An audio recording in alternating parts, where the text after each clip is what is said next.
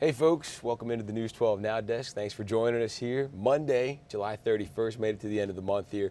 Hope everybody had a great weekend. I had a kind of a mixed bag of weather this weekend, a little bit of sunshine, a little bit of rain, so hopefully you were able to do whatever you wanted to do out there to enjoy the weekend. We're doing a little bit something different today. We've got a new segment coming to you, the News 12 Video Vault. We're going to take a little bit of a look back in time, do a little this week in history type thing. So taking a look back at July 31st to August 4th, I guess, throughout the years, and pick some stories and talk about them a little bit. And we do have a guest with us this morning. We've got Ms. Julie Bedgood. She is with the Columbia Virtual Academy in Columbia County, previously at Evans, previously at Cross Creek. She's been all over the place. So you may know her from the school district growing up. Kids may have seen her in the schools, anything like that. So thank you for joining us today. Hope your morning's going well. You're welcome. Having a great day.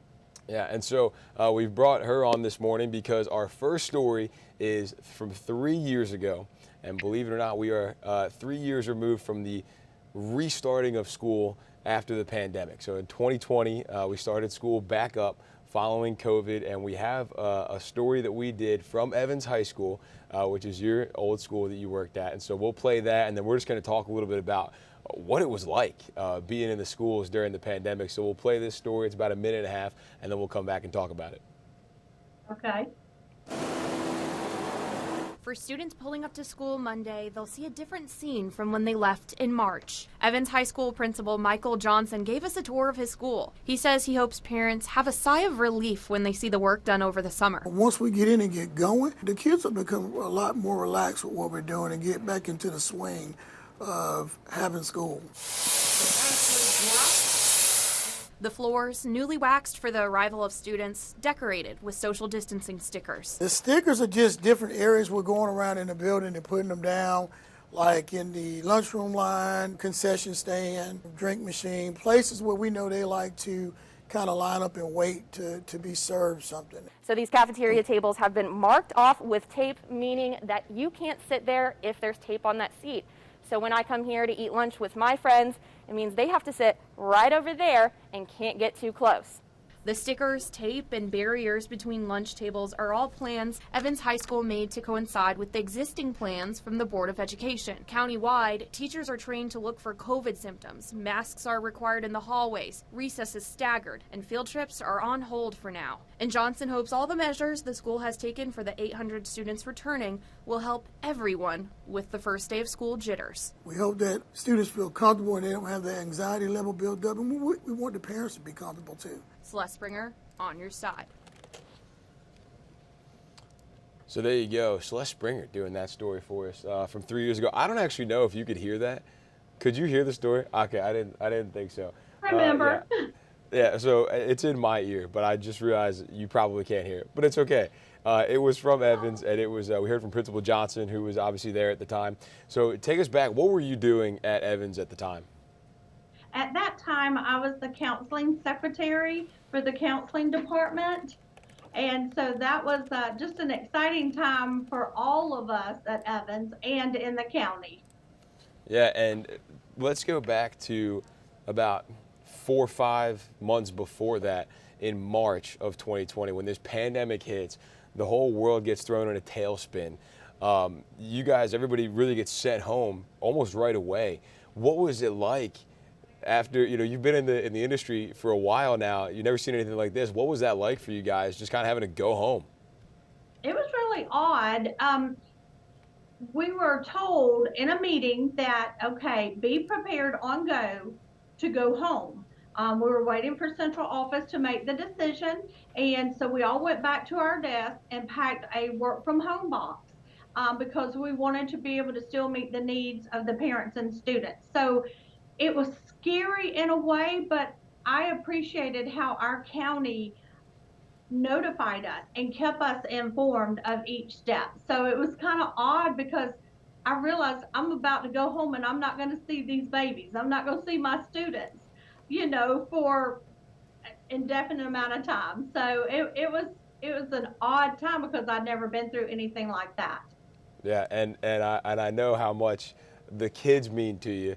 Mhm. throughout the years how much you care about these kids. So what was it like knowing that you're not going to see these kids again, and some of them that you've known for 4 years are going to graduate Mhm. and kind of be gone maybe by the next time you were able to see them? Yeah. It was sad because we were about to come up on spring, and that's a big time for seniors. They were going to have senior week right after spring break. They were going to have their prom. We would get yearbooks and just a lot of different activities that are fun, not just for the students, but the staff members too, to see them enjoying that. And those items we were not going to be able to see the students participate in because of Yeah. COVID. Yeah, and so that basically the end of 2019, 2020 kind of gets washed out, and then we come into fall of 2020. Now all of a sudden we're trying to all navigate this crazy thing that we have no Yes. idea anything about, and we're putting stickers down on the floors, and everybody's got these masks on. We're spraying everything. When you come back that first time, it's got to be mixed feelings, right? Because you're happy that you're back and in person, but it's also Hmm. kind of weird. It was very weird because you don't know what you're walking into. And that was the thing with COVID, is that you could not see it. You didn't know who you were talking with. Do they have it? Do you have it? Do you have symptoms? Whatever's going on. So coming back in the building, it was exciting. At the same time, it was nerve wracking. The county did an excellent job of preparing us and giving us the materials we needed to keep us safe, as well as the students. Of course, we'd all been told about social distancing, but at the same time, do we have masks? Are we standing 6 feet apart? And so they provided exactly what we needed to be able to welcome the students back in, and for us to be able to get back to our jobs in the building. Yeah, and there was really no like easy way to do it, right? There was no like everything is going to be criticized one way or the other. So whether you open, you don't open, you do Right. mask, you don't do mask. I mean, it was just a wild time. And we sit back here now and we kind of laugh about it, but at the Yes. time it was scary and it was pretty intense out there. Right. We were learning as we went, day by day, and the county was too, giving us directives as best as they could, based on the health department recommendations. And it was scary because we didn't know, okay, how are the kids going to be? And we were so excited to see them, but we realized we were getting students back that were fragile. They were nervous. They were scared of what to do. So on top of our regular day-to-day jobs, we also were being extra sensitive to the parents that were sending their students back in the building, and the kids as they would come in. Miss Bedgood, what do we do? We're going to go through it together. And so, as a family, we did. We went through it together, and it made it a lot easier. Looking back on it, it was an odd, fun time, if I could put it that way. I think we have different definitions of fun, but Yeah. yeah, I think again, it's like looking back. I mean, we're all kind of like, yeah, we did that. We went through it, but at the Hmm. time, you didn't know what the next day was going to hold. And a lot of times, high school kids, look to teachers, faculty, staff to have all the Hmm. answers. Meanwhile, you guys are sitting there going, "Listen, man, we know about as much as you guys do about this thing. Yeah. What are we going to do?" But we've all come out the other side. I think a little bit better for it. But one of the big things that we got out of COVID was this virtual learning that we do. We see it all the time now. Where if Yes. even towards when schools were back in session, if there was a COVID outbreak, the school would go virtual for a day or for 2 days, and that's not Columbia County specific. That was across the Richmond County, Aiken County. Everybody was doing Right. that. And this virtual learning is something that's so foreign to me because it's like, if you have bad weather one day, school is just canceled, and we never Hmm. had this virtual learning, so to speak. But now you've got a school where you work now that's pretty much dedicated to virtual learning. And the timing of it is funny. It came out kind of during the pandemic, but it wasn't a direct result of the pandemic. So can you kind of tell us about what Columbia Virtual Academy is? I sure will. I'm so glad to do that. The county had already been working on virtual options for our students because we realized some of our students needed an alternative option to education besides brick and mortar. So they were already working on Columbia Virtual Academy. And so fast forward, this is our third year. And so we are 6th through 12th grade. And our students are at home learning through a Google Meet, similar to how you and I are holding this interview. Our teachers are physically here in our building located on Columbia Road, and they have their offices, their classrooms set up, and they hold live meets twice a week for different subjects, and they're all recorded. So students are encouraged to join in those meets and participate in the meets. And if they happen to miss it for a doctor's appointment, just as they would possibly in the building, they can go back and watch the meet later on and catch the material. And so we have had some high honors come out of CVA. Last year, our AP courses ranked right up there with in-building students.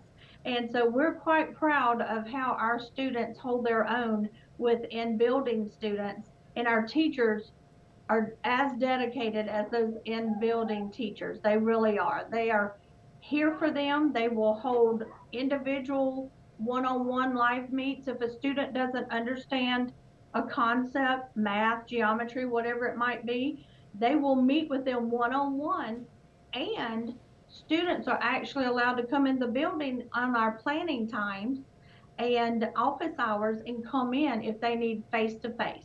So we're mainly virtually, but we are open to those students that need a one-on-one time frame. We're very open to that too. Yeah, and there can be a concern about having to be on the computer, but these kids, they know technology better than anybody. And then they get so accustomed to it during the pandemic that this is kind of just second nature to them at this point. So how have you seen, or I guess what's the reaction that you've seen from kids and parents who have gone through this or just hearing about it and maybe want to go to CVA? The ones, we just had our open house last week, and so the parents, the ones that were returning, they were very excited. The kids were excited to come in and meet and see their teachers, meet their new teachers, see returning teachers.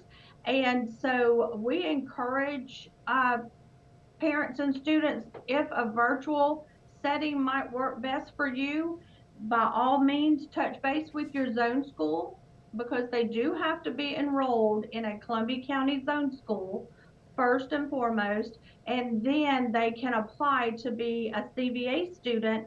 And given our numbers, we take that list. We have a wait list, and we take that list, and our principal and our counselor go through and move those students virtually, or if they need to remain in the building, they will stay at their zone schools. There you go. So it's a great thing there, another option for students in Columbia County to be able to get an education that works well for them. And so far, it sounds like it has been working pretty well. And again, it's not directly from COVID. It's just the timing of it worked out to where it kind of started around that same time. So Ms. Julie Bedgood, we do appreciate the time this morning, or if people are watching this afternoon. And I know you're busy at work right now, so we'll let you get back to it. But thanks for joining us here. Thanks so much. Have a great day. You too. All right. Again, want to thank her for coming on, kind of giving us that insight into what it was like there during the first 6 months or so after the pandemic started, from school getting shut down in March in the spring of 2020 and then picking back up that fall. So we do appreciate her coming on. We do have some more stuff to talk about, though. You remember our Audrey Dickherber just ran a story on Friday, I think it was, about an alligator in a woman's pond in North Augusta. Well, that's not the only alligator that we have seen in our area that has had to be removed. We've got a story from a few years back. I believe Celia Palermo was the one who did this story about a gator in Augusta causing quite a stir. So check this out. Normal night for Aaron Buck. Drive Uber at night, and I was taking a ride down the road. driving down Laney Walker Boulevard. I was wondering why so many deputies were parked along the side of the street without their lights going. An Uber customer in the back seat looking just as confused as he was. Look over and that is an alligator downtown. In the middle of downtown Augusta, this guy hissed, then jumped out of the bushes. I'm a city guy, man. So naturally, the Richmond County Sheriff's Office shows up. Just saying, bro. That thing costs. They called DNR, and DNR doesn't show up. Well, it can't show up, but we'll get back to that later. That means getting this slimy, angry suspect behind bars is in their hands. Oh, that is right. Second time's the charm. The suspect is finally in custody 2 hours later, but he makes bond and is released back into the wild. That was pretty intense, especially not being trained on that. That's not part of their job per se. Yeah, not a part of their training, but definitely a part of DNR's. DNR is battling a monster of their own, a game warden shortage. Luckily, this guy is safe and sound. In Augusta, Celia Palermo, on your side. So there you go. A little alligator causing quite a stir here 5 years ago now, back in 2018. 5 years ago to the day, actually, back in July 31st. Okay, let's move along here to 2019. Remember with the Sammy Sias saga that we've been seeing? Well, that actually started 4 years ago this week here in Augusta. So if you're missing what I'm not remember what I'm talking about, or just need a little refresher, Sammy Sias, former Augusta commissioner, he was just sentenced to 3 years in prison about a month ago for destroying destroying documents in a federal investigation and lying about it to investigators. Well, this whole thing started 4 years ago. Our Sierra Cummings had that story back in 2019. There's a buzz in District 4. Neighbors are talking. I hope they're not true. About the allegations against their commissioner from neighbors who did not want to be seen but wanted to be heard. I'm not embarrassed. I'm just kind of shocked. To people eager to watch an investigation unfold. I know he's a retired military and should stand for a higher standard than what has been shown of him. We've been looking over city reports showing for the last 5 years, Commissioner Sias seems to be the only one in charge of the money at Jamestown. $150,000 split in 3 lump sums. The checks were written out to Sand Ridge Association, the group over Jamestown, the group Sias also manages. In the reports, there are never any official estimates from contractors or vendors showing how much work will cost at Jamestown. Instead, there's a letter attached, one Sias wrote. He lists work projects and what he says they will cost. And based on this list, the city approved $150,000 in SPLOS money. Most commissioners now say this lack of checks and balances is the very reason for an investigation. Not to mention, Commissioner Sias appointed his now former lover to a lead role at the community center, something Augusta government conflict of interest rules strictly prohibits. So that was back 4 years ago, kind of the start of this whole thing, and it didn't take long for the city to respond. Matter of fact, the next day we heard from the city and we followed up with them there. Department of Family and Children Services, that the Georgia Bureau of Investigations would be contacted. Commissioner Sammy Sias would be removed from operation. Something that we needed to do, we had to do. And I felt that it was not fair. So therefore I voted it. I didn't stand behind. After more than 3 hours of debating in a closed legal session, commissioners decided the fate of their fellow commissioner. The vote 7-1 to begin investigations into claims against Commissioner Sammy Sias GBI, DFACS, FBI. is just the beginning, but also something that does not sit well with some leaders. So do you kill a person simply because someone made an allegation?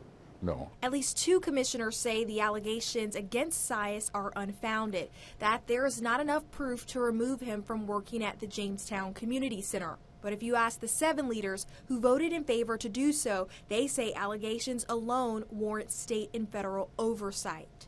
Commissioner Sias maintains his innocence, and on Friday during a press conference, he even welcomed an investigation, one he says will clear his name. Sierra Cummings on your side. And that was the beginning of a very long, almost 4-year process that we followed the entire way through, and now has ended with that sentencing, and he should be reporting to prison in about a month now. So we'll continue to follow up on that, and of course bring it to you. Remember the Miller Theater? Well, I guess not remember. You know the Miller Theater downtown, cool looking place to go hang out, catch a show. Well, it wasn't always there. You know, it was for a while, and then went away, and then a few years ago there was an effort to bring it back. So 6 years ago we checked in on the progress of the Miller Theater as they were just getting ready to reopen it a few short months later.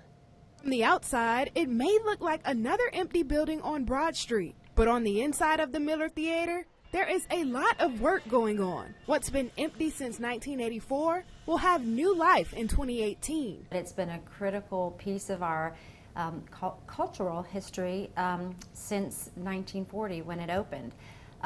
So to have new life breathed into the building is very important. The theater will play a big role in bringing more arts and entertainment to downtown Augusta. It will be the home of the Symphony Orchestra Augusta and much more. We have hired a company called SMG to manage the theater, and they will keep the theater lit up the rest of the nights and days of the year. So it will be a home for jazz, for gospel music, for comedy, for rock and roll. To kick things off, they're having an opening gala on January 6th. Just a week after the announcement, they've already sold out all of the VIP seating. The phones are ringing off the hook, and we are so pleased to see people so excited about the event. And that's just the beginning for what's in store. They already have 4 performances lined up for 2018, with many more to come. They're hoping the strong support of the community continues throughout the years. People just are really wanting to see this beautiful gem restored and want to see what's going on inside. And then 2 months after that, they put up the big marquee, and then 6 months after that, or I guess 6 months after that story, 4 months after they put up the marquee, they actually reopened the theater, and we, of course, were there for that as well. We'll bring it to you. After decades of being closed, the Miller Theater finally reopened its doors last night, and today we got a little peek inside. It sort of blows your mind. It's hard to wrap your head around the fact that so much time, so much effort, so much thought has gone into every detail, and then last night we were just like, all right, let's open the doors. Not one of the 1,300 seats were empty last night at the opening gala of the Miller Theater. And today, more people flooded through the now unlocked doors to witness the new life of the Miller. It's hard to tell the difference between when I was a kid and what it is now. Donald McGowan grew up going to the Miller and is starstruck with the way it turned out. I had no idea it was going to be like this. It's like completely brand new, from the bottom to the top. Sales and marketing manager for the Miller, Stephen Yules, can still remember when the theater closed back in 1985. I was actually at the very last performance. It was at the Miller. It was an Augusta Opera production of Regina. They did the opera, and then 3 days later they took out the seats. What Stephen thought was the end became a new beginning for the Miller Theater. I saw what I thought was the death of the Miller, and to be in a spot where it's, you know, not only being used again, but really made into something that's extraordinary for the community is incredible.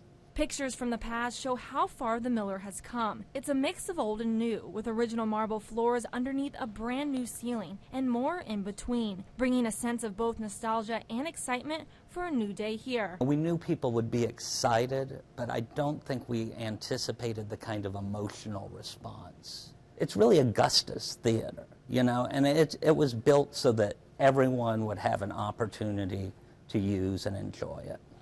It was a 7-year-long project, but I can tell just looking around this room, the community is happy with the outcome. In Augusta, Leah Fernandez on your side. So there you go. That was in January of 2018. So about 5.5 years ago, they officially reopened. And then, like I said, 6 years ago, we had checked in on the progress there as they were working on getting it open. So that's just a little bit of what the video vault's going to look like here, hopefully moving forward. Every Monday is the goal to have these up probably between 11 and 11:15 on Monday mornings. And yeah, just taking a look through Augusta history a little bit, following up on some stuff, and bringing some guests in to talk about it, people who were there, who have the experience firsthand and the knowledge to be able to talk about these things. So hopefully you guys enjoyed this little new segment we've got here. And if you missed it earlier, we started another new show called our First Alert Extra Show. That's a daily weather digital segment here with myself, meteorologists Emily Acton and Michaela Hannah Harding, some combination of the two of them depending on who's working that day. But we'll be up here talking weather locally, regionally, nationally, globally, if there's something big enough going on. So that'll be every day at 10:30. And then this will be every Monday, hopefully at 11:15, depending on how long the weather show goes. So we appreciate you tuning in. Make sure you download our WRDW streaming app on whatever your favorite streaming device is, Roku, Fire Stick, Apple TV. It's for free. You can download it, WRDW. Just search it on there. And then if you subscribe to our YouTube channel, I can show you how to do that real quick, the YouTube channel. If you are here on YouTube, you can just search WRDW, News 12.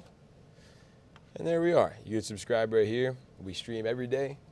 Like I said, that First Alert Extra Show is going to be every day. So you can check that out as well as all of our other videos that are up there. So I appreciate you tuning in. We will see you here next time for some more News 12 Now.